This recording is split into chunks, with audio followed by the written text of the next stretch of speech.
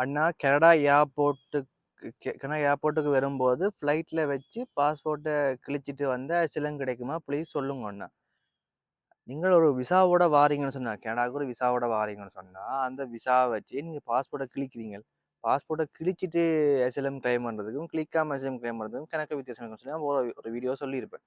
So உங்களுக்கு ஒரு ப்ராப்பரான விசாலாவாம் வந்து அசிலம் உங்களுக்கு விசிட் விசாவோ விசாவோ ஏதோ ஒரு விசாலாம் வந்து நீங்கள் அசிலம் கேட்க போறோம்னு நினைச்சீங்கன்னு சொன்னா அந்த விசாவோட வந்து பாஸ்போர்ட்டை வந்து நீங்கள் பாஸ்போர்ட் சப்மிட் பண்ணிட்டு நீங்கள் வந்து அசிலம் கிளைம் பண்ணி கொள்ளலாம். நீங்கள் பாஸ்போர்ட்டை கிளிக்கிறது பாஸ்போர்ட்டை கிழிச்சிட்டு வரலாம் வந்து பழைய டெக்னிக். அது வந்து ஒரே ஏடிஎம் பாஸ்போர்ட்ல கள்ளமா வந்து வராக்கிறது அந்த பாஸ்போர்ட் கிழிச்சிட்டு வர்றது வந்து அசிலம் கிளைம் பண்றது. ஸோ நீங்க ப்ராப்பரான ஒரு விசால வரீங்கன்னு சொன்னா அந்த விசா வச்சுக்கோ நீங்க அசிலம் கிளைம் பண்ணுங்க. நீங்க பாஸ்போர்ட் கொடுத்த அசிலம் கிளைம் பண்றதுக்கு கொடுக்காம கிளைம் பண்றதுக்கு வந்து கணக்கு வித்தியாசம் இருக்கு. உங்களுக்கு ரிமாண்ட் பண்ணி அதாவது உங்களை ஜெயிலில் வச்சு தான் அவங்க அதுக்கு பாஸ்போர்ட் இல்லாம வந்தீங்கன்னா அது கிரிமினல் குற்றம். ஸோ ஜெயிலில் வச்சு தான் அது